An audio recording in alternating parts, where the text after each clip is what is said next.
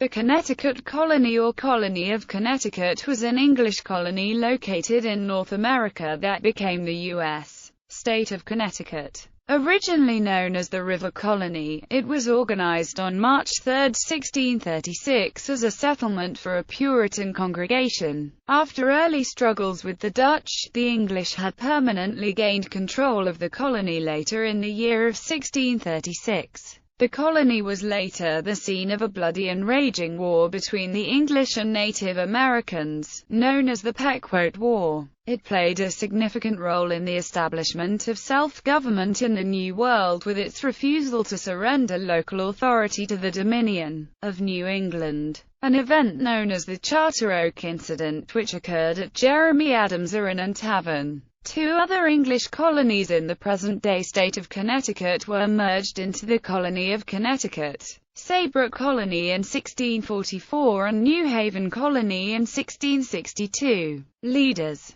Thomas Hooker, a prominent Puritan minister, and Governor John Haynes of the Massachusetts Bay Colony, who led 100 people to present-day Hartford in 1636, are often considered the founders of the Connecticut Colony. The sermon Hooker delivered to his congregation on the principles of government on May 31, 1638 influenced those who would write the Fundamental Orders of Connecticut later that year. The Fundamental Orders may have been drafted by Roger Ludlowe of Windsor, the only trained lawyer living in Connecticut in the 1630s, and were transcribed into the official record by the Secretary, Thomas Wells. The Rev. John Davenport and merchant Theophilus Eaton are considered the founders of the New Haven Colony, which would be absorbed into Connecticut Colony in the 1660s. In the colony's early years, the governor could not serve consecutive terms.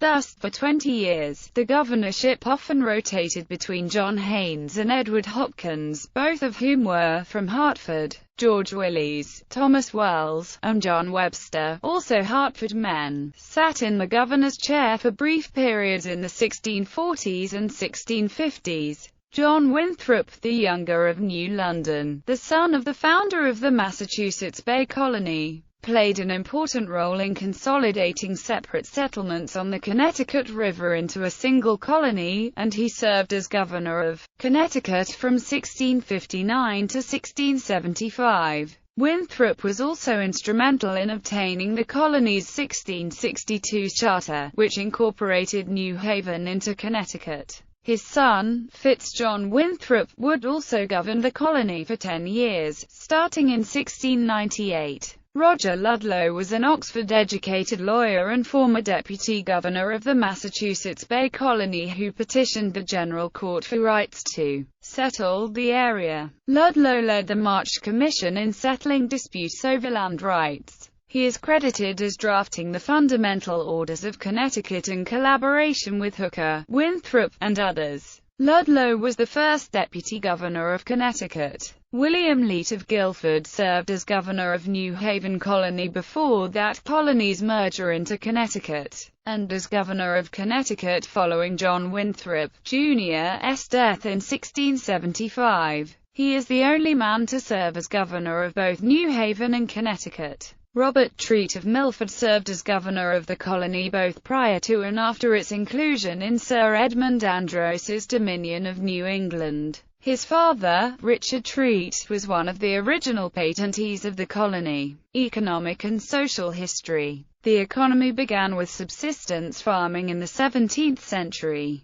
and developed with greater diversity and an increased focus on production for distant markets, especially the British colonies in the Caribbean. The American Revolution cut off imports from Britain, and stimulated a manufacturing sector that made heavy use of the entrepreneurship and mechanical skills of the people. In the second half of the 18th century, difficulties arose from the shortage of good farmland, periodic money problems, and downward price pressures in the export market. In agriculture there was a shift from grain to animal products. The colonial government from time to time attempted to promote various commodities such as hemp, potash, and lumber as export items to bolster its economy and improve its balance of trade with Great Britain. Connecticut's domestic architecture included a wide variety of house forms. They generally reflected the dominant English heritage and architectural tradition.